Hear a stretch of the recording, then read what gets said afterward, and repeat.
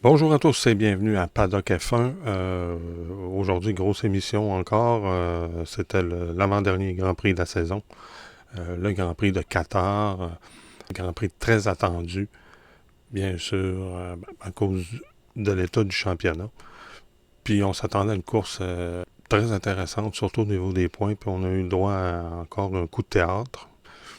Donc il y avait aussi une course sprint. Donc, la grille de départ pour la course sprint, c'était Piastri avait décroché la pole, Russell deuxième, troisième Norris, quatrième Alonso, cinquième Tsunoda, sixième Verstappen. Donc, tout présageait à ce que les deux pilotes McLaren fassent le plus de points possible. Ensuite, Alonso quatrième, Tsunoda cinquième, Verstappen sixième, septième Antonelli, huitième Sainz, neuvième Leclerc. Ça va pas bien pour Ferrari, là, vraiment. Et en entrevue, Fred Vasseur a clairement dit qu'ils ont arrêté le développement sur l'aérodynamique en avril. En avril, donc avant même le Grand Prix du Canada. Donc, ça explique peut-être pourquoi les Ferrari ont tant de difficultés en fin de saison. 10e Albon, 11e Adjar, 12e Berman, 13e Bortoletto, 14e Hülkenberg, 15e Ocon, 16e Lawson, 17e Stroll, 18e Hamilton, 19e Gasly, 20e Colapinto. Hamilton, il y a une morale dans les talons, c'est le cas de le dire. Il a vraiment, vraiment hâte que la saison 2025 se termine. Donc, tout présageait, comme je disais, que les deux pilotes McLaren renforcent leur domination, si je peux appeler ça comme ça, à la course sprint. Bon départ de tous. Verstappen, un excellent départ, il double. Puis pendant les premiers tours, Verstappen qui est derrière son coéquipier Tsunoda, ouais, j'en ai pas parlé, mais Tsunoda qui over qualify son coéquipier. C'est la première fois que Tsunoda et que Verstappen se qualifie moins bien que son coéquipier. Ça fait un sacré bout de temps. Et puis, il faut remonter à l'époque de Perez. Donc, sans surprise, dès les premiers tours, Tsunoda a laissé passer Verstappen. Leclerc a eu de la difficulté, est sorti régulièrement dans les bacs à gravier très très larges. Puis finalement, Tsunoda, lui aussi, a eu de la difficulté avec le respect des limites de piste. Lui a été pénalisé de 5 secondes durant la course, en fin de course. Donc, course sans trop d'histoire, remportée par Oscar Piastri.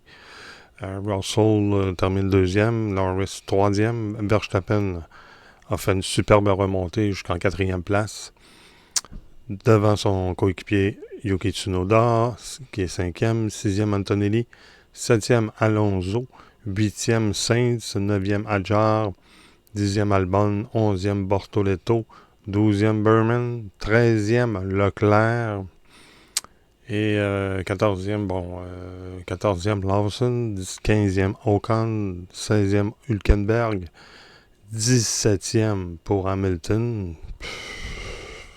C'est plus le Hamilton qu'on a déjà connu. 18e Gasly, 19e Stroll et 20e Colapinto. Ça, c'est pour la course sprint. Donc, on s'attendait à des belles performances pour la course. C'est là que ça jouait. Tout le monde avait hâte. On était tous fébriles. Et j'imagine que les pilotes l'étaient aussi. En tout cas, les pilotes McLaren et Verstappen, bien entendu. Donc, la grille de départ pour la course, premier Piastri, deuxième Norris, donc tir groupé des McLaren pour la grille de départ de la course.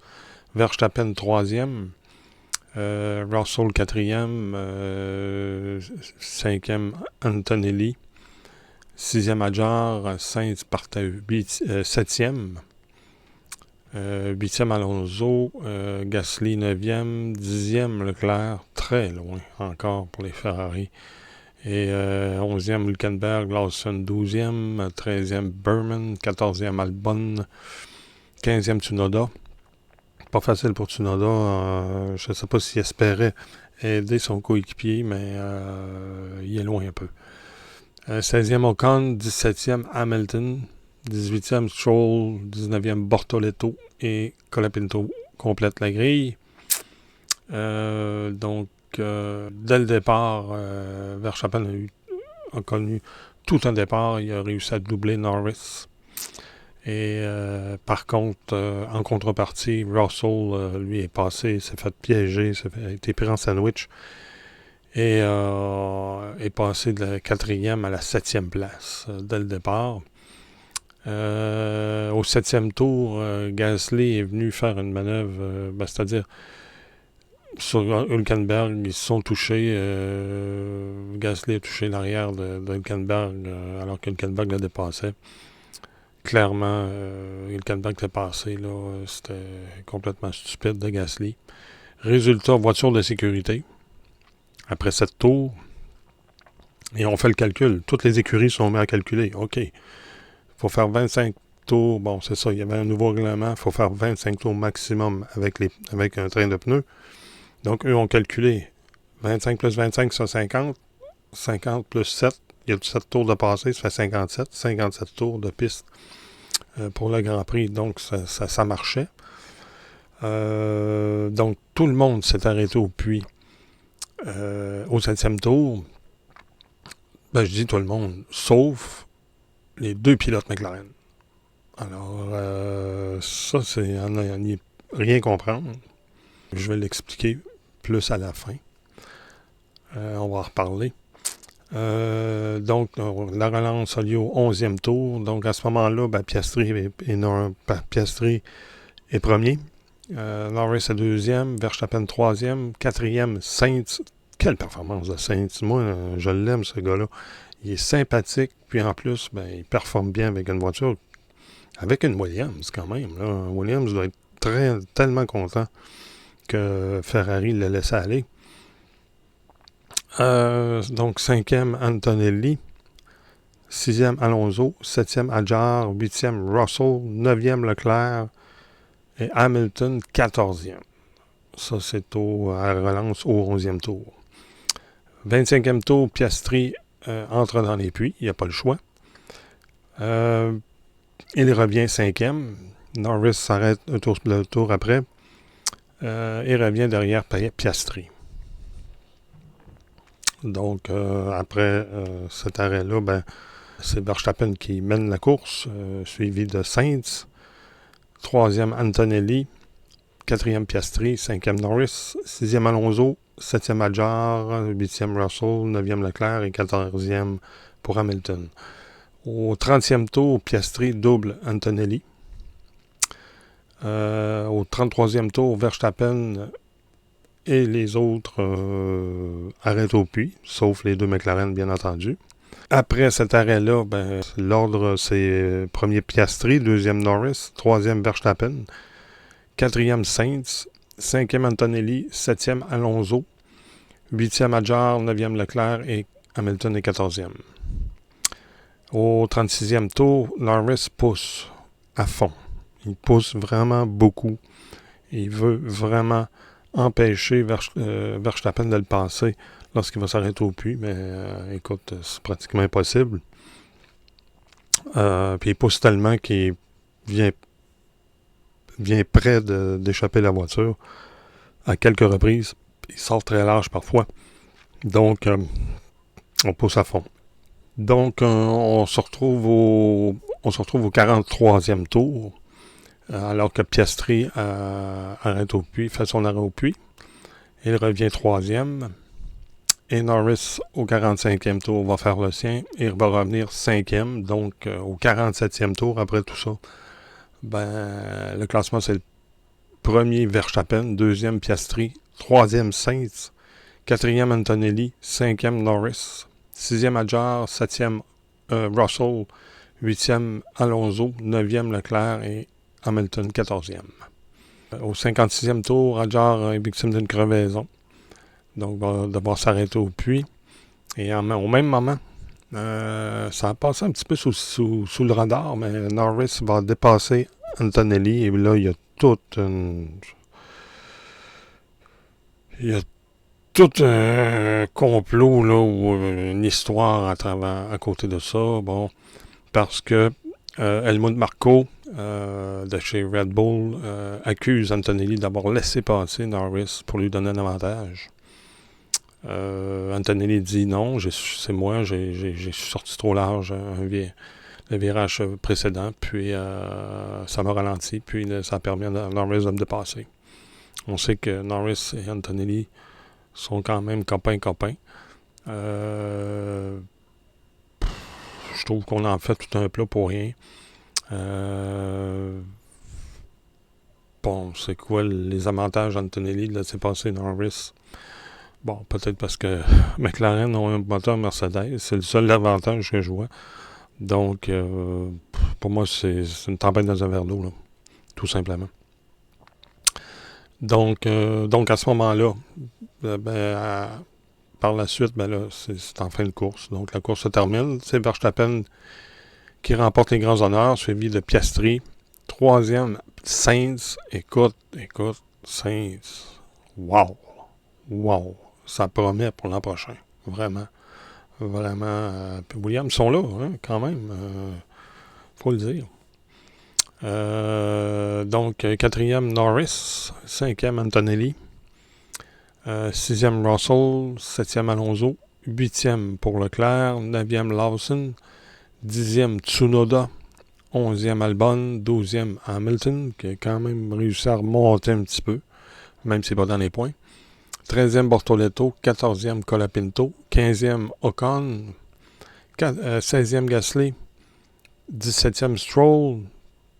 18e, Adjar. 19e, Berman. C'est 19e et 20e, Berman et Hülkenberg qui n'ont pas terminé, bien sûr, à cause de leur contact. Donc, belle course pour Verstappen. Verstappen est incroyable. Tu le vois pratiquement pas au début du week-end, durant les essais. Puis là, à un moment donné, en qualif, bang, il nous arrive avec un chrono incroyable, avec une belle performance. Puis en course, il est magistral, tout simplement. On a beau dire là, ce qu'on voudra contre lui. Oui, parfois, il y a des comportements pas très sportifs. Peut-être qu'il n'a pas l'air aussi, comment je pourrais dire, sympathique peut-être que Norris ou que Russell. Mais c'est tout un pilote de course. C'est tout un pilote. Vraiment. Il n'y a pas si longtemps, là, pour lui, on oubliait ça, le championnat des pilotes. Là. Et là, il est dans la course. Pour vous dire comment il y a eu un gros début de saison de misère, mais une fin de saison incroyable. Wow. Ça, c'est digne d'un champion du monde. Donc, pour le championnat des pilotes, en première place, c'est Norris avec 408 points. Deuxième place, Verstappen. Verstappen vient d'arriver en deuxième place avec 396 points. Piastri, 392 points. Russell, 309. Leclerc, par la suite, c'est 5e. Leclerc, 230. 6e, Hamilton avec 152. Et Antonelli, la meilleure recrue, avec 150 points. Au championnat de constructeurs, McLaren, sont intouchables. Ils ont 800 points. Deuxième, Mercedes avec 459. Il faut remarquer, là, les deux pilotes Mercedes sont pratiquement toujours dans les points. Ça, c'est important pour le championnat de constructeurs parce qu'il y a Red Bull et Verstappen qui arrivent, mais il est à 426 points. Mathématiquement, ça donne 25 points, une victoire en Formule 1. On oublie ça, là. En moins, pour le championnat de constructeurs, ils vont terminer 3e, Red Bull avec 426, en moins que Tsunoda fait une performance incroyable la semaine prochaine à Abu Dhabi. Mais non, sinon, on oublie ça. Là. C'est Red Bull, c'est la 3e. Mercedes va être... il faudrait que Mercedes fasse aucun point et que Tsunoda fasse une performance incroyable. ça risque pas d'arriver. Donc, je pense que Red Bull va être en troisième place au championnat des constructeurs. C'est plus le championnat des pilotes là, qui est vraiment en jeu. Puis, quatrième, c'est Ferrari avec 382 points, malgré tout. Et cinquième, Williams avec 137 points. Bon, ils sont loin, mais quand même, sont là. Donc, incroyable. C'est incroyable la performance de Verstappen et les déboires de McLaren. Le McLaren, l'écurie McLaren ont scrappé la course de leurs deux pilotes lors des deux derniers Grands Prix. Précédent, Las Vegas disqualifié. Ça, c'est pas la cause des pilotes. C'est vraiment l'écurie. On est allé loin. On a pris une chance. Ils sont pas bons. Moi, je déconseille aux décideurs de chez McLaren, Ross Brown et compagnie, d'aller au casino, d'aller jouer au casino. Ils sont vraiment pas bons pour parier. Ils font des paris et ils les ratent à chaque fois. À Las Vegas, ils ont parié que ça tiendrait le coup, que le plancher serait pas trop usé à la fin de la course. Résultat des courses, les deux pilotes disqualifiés, le plancher trop usé. Au Qatar, on parie qu'il va y avoir peut-être une autre voiture de sécurité, un drapeau jaune, peu importe, et qu'on va pouvoir s'arrêter sans perdre de position. Pari raté. Et encore là, c'est les pilotes qui en font les frais et deux pilotes qui sont en lice, en bagarre pour le championnat des pilotes. C'est pas fort. C'est pas fort. Sérieux, je comprends pas. Puis oui, je me mets un peu à la place de Ross Brown. Si on dit, bon là, tout le monde s'arrête au 7e tour. Tu fais quoi? La logique, vu que tu as une voiture, tu as un pilote qui mène, la logique, c'est que tu fais arrêter ton pilote qui est derrière. Tu sais, tu te crées deux hypothèses. Là, tu restes, tu mets des œufs toutes dans le même panier, c'est-à-dire tu gardes tes deux voitures en piste. Ce qui aurait dû être fait, tu gardes une voiture en piste et tu fais rentrer l'autre voiture en même temps que les autres. Peu importe c'est qui. Bon, là, c'est Piastri qui menait. Tu fais rentrer Norris en même temps que Verstappen. Et tu laisses... Comme ça, tu fais un pari, là. Tu mets ton argent sur le rouge puis sur le noir. Mais ils ont tous mis ça sur le rouge. Comprenez? Pour faire une comparaison avec le casino. Là. Mais ils ont perdu. Ils ont perdu encore une fois. Ils ont parié et ils ont pris le mauvais cheval. Mais je comprends Ross Brown qui était dans la situation. Ouais, mais là, si je fais arrêter Norris, Piastri va dire que je privilégie Norris. Il va être choqué. Il va être en tabarouette. Pourtant, Piastri aurait compris, là, je pense, qu'on voulait essayer deux méthodes, deux stratégies différentes. Là, on a choisi la même stratégie pour les deux voitures, et on a perdu tous les deux. Tandis que si on avait séparé les stratégies, ben là, au moins, on aurait récupéré, tu sais, je sais pas. Piastri a terminé deuxième. Si Norris s'arrêtait avec Verstappen, est-ce qu'on aurait pu avoir comme podium Norris, Verstappen, Piastri? À ce moment-là, tu as les deux McLaren sur le podium. C'est très mauvaise décision. Très mauvaise décision. Puis c'est les pilotes qui en font les frais. Puis Piastri était sur le bord des larmes, et je le comprends. À chaque fois qu'il est en position, il écoute, il menait. Il a dominé toute la fin de semaine. C'est complètement fou.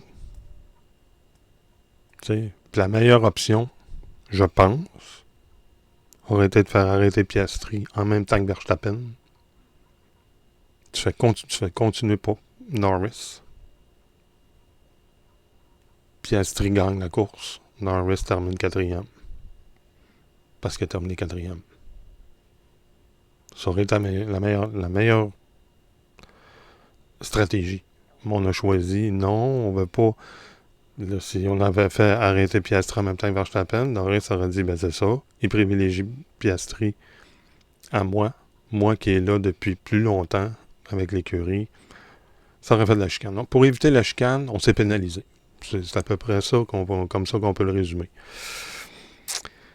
Écoute, ça fait 2 fois, là. On revient de loin. Ça n'a pas été évident, la mi-saison pour McLaren. Là, on reprend le dessus. Les pilotes sont sans coche. Mais là, c'est l'écurie qui chie. Fait que, c'est ça. C'est dommage, c'est dur. Ça doit être dur. Là, la guerre des nerfs est démarrée. Il reste un Grand Prix. 25 points. Tout est possible, là. Là, t'as Verstappen qui est à 18 points.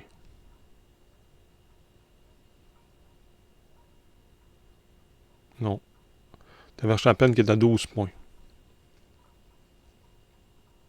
Seulement de Norris. Derrière Norris, en deuxième place. Piastri, 392. Lui, il est à 16 points. Il n'y a rien qui est joué. Piastri, lui, qui se disait, ben, j'ai une chance pour le championnat. Maintenant, il doit commencer à douter. Là, on va avoir du stress au bout. C'est fou. Moi, j'en reviens pas. Cette écurie-là dominait jusqu'à la mi-saison. Enlever la disqualification. Enlever la disqualification à Las Vegas. Enlever la voiture de sécurité au dernier tour au Qatar. Puis Norris est déjà sacré champion. Tu sais, jouer de malchance, là. Mais tu sais, à un moment donné, sa chance, on l'a fait aussi. L'écurie, c'est pas évident, là, de dire, non, nous, on laisse les pilotes se battre, on ne privilégie pas aucun pilote. Ben, ça fait ça, là. Ça fait en sorte que là, tu te retrouves, va falloir que tu cravaches au dernier Grand Prix de la saison pour gagner le championnat des pilotes. T'sais, là, il y a les mauvais angles qui vont pouvoir dire, ben, les Curie McLaren sont déjà champions de constructeurs. Ils s'en foutent des pilotes, laisse-les battre. On est déjà sacré champion. Mais je pense pas tout à fait que ça fonctionne comme ça. Mais c'est la mentalité de McLaren. Là, moi, on s'en va à Abu Dhabi. J'ai peur que ça se termine mal. Je vais le dire comme ça, là. Ça va se terminer avec un contact entre Verstappen et Norris. Ou Verstappen et Piastri. Puis probablement entre Verstappen et Piastri. Je veux pas être prophète de malheur. Piastri va peut-être se qualifier devant Verstappen. Verstappen va essayer de le prendre au premier virage ou au premier tour à un moment donné. Et Piastri va défendre sa position. Il va avoir contact entre les deux. Et c'est Norris qui va gagner. Il va être sacré champion. Et là, on va crier au scandale parce qu'on va dire que Piastri a fait exprès. Écoute, ça serait malade, là. Puis ça risque d'arriver parce que connaissant Piastri, là, il n'y a plus rien à perdre. C'est tout à fait possible. Moi, je vous le dis, ça va se terminer un scénario dans le film d'Hollywood. C'est peut-être pas exactement comme ça va se terminer, mais ça va terminer par un coup de théâtre. Je suis pas mal sûr. Donc, c'est ça. Donc, on s'en va la semaine prochaine, fin de semaine prochaine, à Abu Dhabi. Ben, on va voir. Ça va être tout un Grand Prix. J'ai hâte de voir. Ça va commencer aux qualifications. Puis là, le crescendo va se faire jusqu'à la course. Non, j'aimerais pas ça être dans les culottes de Norris et Piastri. J'aurais aimé être un petit oiseau puis voir le debriefing d'après-course chez McLaren. Ça devait être incroyable. T'as les deux pilotes sont détruits, sont découragés, sont peut-être même incertains ou commencent à douter. Puis t'as Verstappen qui est à côté, qui a confiance dans le plafond. Puis qui doit se dire, ben, on va être champion. Je vais remporter le championnat des pilotes. Lui, il doit être confiant à fond. Donc c'est ça. Donc on se revoit à Abu Dhabi pour le dernier Grand Prix de la saison. Il n'y a pas peur, on va se revoir par la suite. J'ai plusieurs petites capsules aussi que je prépare, différentes capsules, un peu comme celle de Jochen Rindt. Si vous ne l'avez pas vu, je vous conseille d'aller la regarder. Si vous ne connaissez pas ce pilote-là, le seul pilote de l'histoire de la Formule 1 à avoir été sacré champion à titre posthume, parce qu'il est décédé avant la fin de la saison. Donc, ben c'est ça. Fait qu'on se revoit la semaine prochaine. Fait que d'ici là, bonne course.